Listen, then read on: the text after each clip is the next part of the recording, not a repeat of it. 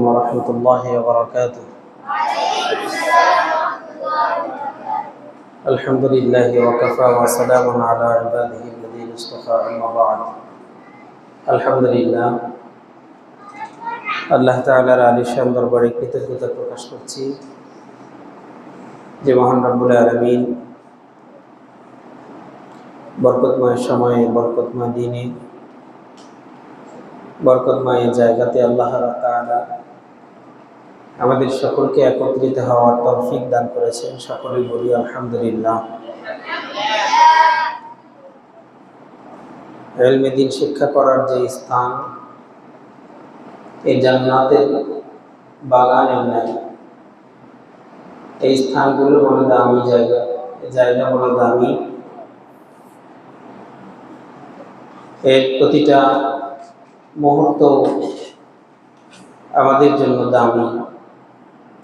বাবারা, এগুলো একটু রেখে দেন, রেখে দিয়ে একটু কথা শোনেন। হ্যাঁ, এগুলো রেখে দেন।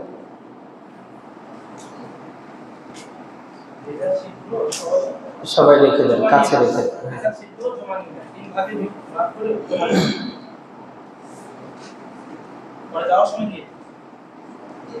আমি লম্বা কথা বলবো না, 2-4 মিনিটেই হয়তো আমার কথা শেষ হয়ে যাবে। আজকে আপনাদের প্রথম সাময়িক পরীক্ষার রেজাল্ট হয়েছে, তাই না? সকলেই রেজাল্ট পেয়ে খুশি হয়েছেন? আলহামদুলিল্লাহ। যেমন পরীক্ষা দিয়েছেন তেমন রেজাল্ট আজকে আপনাদের সামনে চলে আসছে। অনেকেই A+ পেয়েছেন, অনেকেই A গ্রেড পেয়েছেন, অনেকেই A- পেয়েছেন, অনেকে বেশি নাম্বার পেয়েছেন, অনেকে কম নাম্বার পেয়েছেন। তো মূলত পরীক্ষাগুলো নেওয়া হয় এই কারণে যাতে আপনাদের পড়াশোনার আগ্রহটা আরো বাড়ে, পড়াশোনা যেন প্রতিযোগিতামূলক হয়। যিনি কম পেয়েছে নাম্বার, তিনি যেন এই চিন্তা করে যে আগামী বছরের পরীক্ষায় বা সামনের যে পরীক্ষা, এই পরীক্ষাতে আমি কম নাম্বার পাবো না। যে কোনো ক্রমে, যে কোনো প্রচেষ্টার বিনিময়ে আমি কম নাম্বার থেকে আমি যেন বেশি নাম্বার পাই। আজকে যিনি সেকেন্ড হয়েছেন, থার্ড হয়েছেন, তিনি যেন সামনের বছর বা সামনের পরীক্ষায় যেন প্রথম স্থান অর্জন করেন। এইটার কারণে আপনাদেরকে এই রেজাল্ট শিট দেওয়া, আপনাদের পরীক্ষা নেওয়া, যাতে আপনাদের আগ্রহটা বাড়ে। কিন্তু যারা কম পেয়েছে নাম্বার, মন খারাপ করার কিছু নেই। এখান থেকে পণ ও প্রতিজ্ঞা হবে সামনে যেন আমি আমার রেজাল্টকে ভালো করতে পারি। এর সাথে সাথে বাবারা, আপনারা যারা শুনতেছেন, দুনিয়ার যে পরীক্ষা, এই পরীক্ষাটাই কিন্তু শেষ পরীক্ষা না। মাদ্রাসায় এসেছেন, কোরআন হাদিস পড়েন, কোরআন শরীফ পড়েন, হাদিস পড়েন, আপনারা বড় হলে আরো হাদিস পড়বেন। সামনে যত যাবেন, সামনে যত অগ্রসর হবেন, তত আপনাদের পড়াশোনায় আরো বেশি বেশি বুঝতে পারবেন। এখনো আপনারা বাচ্চা, এখনো আপনারা ছোট, এর কারণে এখনো বেশি বুঝবেন না। দিন যত যাবে তত বেশি বুঝবেন। পড়াশোনা কেন করে জানেন? পড়াশোনা করে মানুষ হওয়ার জন্য। পড়াশোনার পাশাপাশি যেন আমাদের মাথায় এটা থাকে যে আমরা সত্যিকারের একজন মানুষ হতে চাই। আমাদের প্রত্যেকটা ছেলে, প্রত্যেকটা মেয়ে, তাদের মাথার ভিতরে এটা থাকবে যেন আমরা পড়াশোনা করেই সবকিছু হয় না।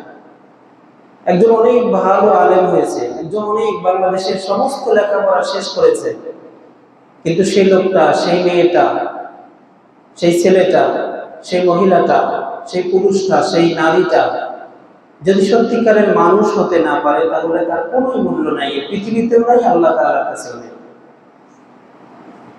এর কারণে পড়াশোনার মূল লক্ষ্য এবং উদ্দেশ্য হলো মানুষের মতো মানুষ হওয়া। আমরা যেন মানুষের মতো মানুষ হতে পারি। মানুষের মতো মানুষ কাকে বলে? আমরা তো মানুষ, কিন্তু এই মানুষ নয়, মানুষের মতো মানুষ হতে হবে। মানুষের মতো মানুষ কারা? যারা অতীতে মানুষ ছিল। এর কারণেই আল্লাহ রাব্বুল আলামিন কোরআনুল কারীমের মধ্যে বলে দিয়েছেন, মানুষকে মানুষ হওয়ার জন্য রবের কাছে দোয়া করতে হয়। আমরাও তো মানুষ, কিন্তু আমাদেরকে মানুষের মতো মানুষ হওয়ার জন্য আল্লাহ তাআলার কাছে দোয়া করতে হয়। আমরা প্রতিদিন প্রত্যেক নামাজের মধ্যে সূরাতুল ফাতিহা পড়ি, আল্লাহ তাআলার কাছে দোয়া করি, ইহদিনাস সিরাতাল মুস্তাকিম, আল্লাহ আপনি আমাদেরকে সরল সঠিক পথ দেখান। সিরাতাল লাযিনা আন'আমতা আলাইহিম, এমন পথ দেখান যেই পথে আপনার বান্দারা নিয়ামত পেয়েছেন, এই পথ দেখান। নিয়ামত কারা পায়? যারা মানুষের মতো মানুষ হয়েছে। গায়রিল মাগদুবি আলাইহিম ওয়ালাদ-দাল্লিন, তাদের পথ আমাদেরকে দেখায় না আল্লাহ, যারা মানুষ হতে পারে নাই, যারা পথভ্রষ্ট হয়ে গেছে। এর কারণে বাবা আমার সোনামণিরা, এর কারণে মানুষ হওয়া চাই। সবচেয়ে বড় আপনার টার্গেট থাকবে, যেই বাচ্চাটা কম পড়াশোনা পারতেছে, 5 পৃষ্ঠা সবক দিতে পারছে না, 3 পৃষ্ঠা সবক দিতে পারছে না, 2 পৃষ্ঠা সবক দিতে পারছে না, কোনো সমস্যা নেই, কোনো সমস্যা নেই। 1 পৃষ্ঠা সবক দিতে পারছেন না, কোনো সমস্যা নেই, আধা পৃষ্ঠা সবক দাও, তাতেও পারছো না, তাতেও কোনো সমস্যা নেই, 5 লাইন সবক দেন, 5 লাইন সবক দাও, তাতেও কোনো সমস্যা নেই। কিন্তু তুমি যেন মানুষ হও, তুমি যেন মানুষের মতো মানুষ হও। তোমার আমল, তোমার আখলাক, তোমার চরিত্র, তোমার সিরাত, তোমার সূরাত যেন ওই সিরাতাল লাযিনা আন'আমতা আলাইহিম তাদের মতো যেন হয়। এর কারণে আমি লম্বা কথা বলবো না। আজকে রেজাল্ট দিয়েছে, অনেকক্ষণ যাবত তোমরা বসে আছো, তোমাদেরও কষ্ট হচ্ছে আমি বুঝছি। মেয়েরা যারা আছেন আপনাদেরকেও বলছি, ছেলেরা যারা আছেন আপনাদেরকেও বলছি, পড়াশোনার পাশাপাশি আমল আখলাকের দিকে খুব সচেতন হওয়া চাই। পড়াশোনার পাশাপাশি আমল আখলাকের দিকে সচেতন আমরা হব তো ইনশাআল্লাহ? হ্যাঁ, হব তো ইনশাআল্লাহ। আপনাদের জন্য ছোট ছোট বাচ্চা যারা, আপনাদের জন্য আমল, সবচাইতে বড় আমল কি জানেন? সবচাইতে বড় আমল উস্তাদে আপনাদেরকে যে কথা বলবে এই কথাগুলো শুনে চলা। আর উস্তাদদের জন্য সবচাইতে বড় আমল, মনে রাখবেন একটা কথা, আজকে যে বাচ্চারা আপনাদের কাছে আছে প্রত্যেকটা বাচ্চা আপনাদের জন্য আমানত। শাহ আশরাফ আলী থানভী রাহমাতুল্লাহ আলাইহি বলেছেন, কোন মানুষ যদি অপরের বাচ্চার কদরদানি না করে, কোন মানুষ যদি অপরের বাচ্চার কদরদানি না করে, যেমন আপনার কাছে যে বাচ্চাদেরকে দিয়ে গেছে পড়াশোনার জন্য, তার বাবা মা অনেক আশা আকাঙ্ক্ষা নিয়ে আপনাদের কাছে দিয়ে গেছে এই বাচ্চাদেরকে। বাবা মা বাড়ি থেকে সবসময় খোঁজখবর নিতে পারে না, সবসময় আপনার কাছে আছে। তারা চিন্তা করতেছে আমার মেয়ে তো আছে, ম্যাডামদের কাছে আছে, তারা তো পড়াচ্ছে, মুআল্লিমাদের কাছে আছে, তারা পড়াচ্ছে, তারা দায়িত্ব নিয়ে পড়াচ্ছে। কোনো একজন শিক্ষিকা অথবা কোনো একজন শিক্ষক যে কোনো একটা বাচ্চার যদি অবহেলা করে, তাহলে আল্লাহ তাআলার কাছে তো জবাবদিহিতার একটা বিষয় জরুরত, এটা তো এক আছেই। এর পাশাপাশি সব সময় যেন মাথার ভিতরে থাকে, সাবধান, কারো বাচ্চার অবহেলা যদি একদিনের জন্য অবহেলা যদি আপনার কাছে হয়, তাহলে আপনার যখন বাচ্চা হবে বা আপনার এখন বাচ্চা হয়েছে, আপনার বাচ্চাও কারো না কারোর কাছে কিন্তু শিক্ষা গ্রহণ করতে যাবে। আপনি যদি কারোটার জিম্মাদার হয়ে যদি জিম্মাদারের অবহেলা করেন, তাহলে ঠিক আপনার বাচ্চাকে দিয়ে এটার প্রতিশোধ গ্রহণ করা হবে। একদিনের অবহেলা যদি আপনি কারোটা করেন, আপনার বাচ্চাকে একদিনের অবহেলা করবে। কারো জিন্দেগি থেকে যদি একদিন আপনি পিছিয়ে দেন, তাহলে আপনার বাচ্চার জিন্দেগিও একদিন পিছিয়ে দেওয়া হবে। এর কারণে সাবধান। আমি মুআল্লিমা যারা আছেন, শিক্ষক যারা আছেন, তাদেরকে অনুরোধ করব, আমি জানি আমি যতটুকু পারি আপনাদের খোঁজ খবর রাখি, রাখার চেষ্টা করি, আপনাদের খোঁজ খবর রাখার চেষ্টা করি। আমি জানি আপনারা আলহামদুলিল্লাহ, আমি মুফতি সাহেব হুজুরের কাছ থেকে সবসময় শুনি, মুহতামিম সাহেব হুজুরের কাছ থেকে যখনই শুনেছি আপনাদের প্রশংসা শুনেছি আলহামদুলিল্লাহ। শিক্ষকদের প্রচন্ড প্রশংসা করেন, মুআল্লিমাদের প্রচন্ড প্রশংসা করেন আলহামদুলিল্লাহ। আমি খুশি। আমি তো ভিতরে এসে সবসময় দেখার সুযোগ আমার হয় না, যদিও আমি বাহির থেকে খোঁজ রাখার চেষ্টা করি, যদিও আমি বাহির থেকে সবসময় দেখার চেষ্টা করি, যতটুকু পারি এতটুকু আমি দেখার চেষ্টা করি। তো আমি আপনাদেরকে অনুরোধ করব, নিজ দায়িত্ব নিজ জিম্মাদার হয়ে বাচ্চাদের খোঁজ খবর রাখবেন, বাচ্চাদেরকে আদর করবেন, স্নেহ করবেন, এদেরকে ভালোবাসবেন। ওদের পড়াশোনার পাশাপাশি, পড়াশোনা তো করাবেন, এটা তো আবশ্যকীয়। এই পড়াশোনার পাশাপাশি প্রত্যেকটা বাচ্চা আমল আখলাকের প্রতি আপনাদের খেয়াল রাখতে হবে। সপ্তাহের প্রতিদিন যেন, প্রতি সপ্তাহে একদিন যেন তরবিয়াত থাকে, বাচ্চারা আমল করতেছে কিনা এর দিকে কড়া নজরদারি, পড়াশোনার যতটুকু নজরদারি দিবেন, বাচ্চারা আমল করতেছে কিনা, কারো দ্বারা বেউসুলি হচ্ছে কিনা, এর দিকে আরো বেশি নজর দিয়ে রাখবেন। কেননা পড়াশোনার উদ্দেশ্যই হলো মানুষ বানানো, পড়াশোনার উদ্দেশ্যই হলো মানুষ বানানো, মানুষ বাননা চাই ভাই, মানুষ হওয়া চাই।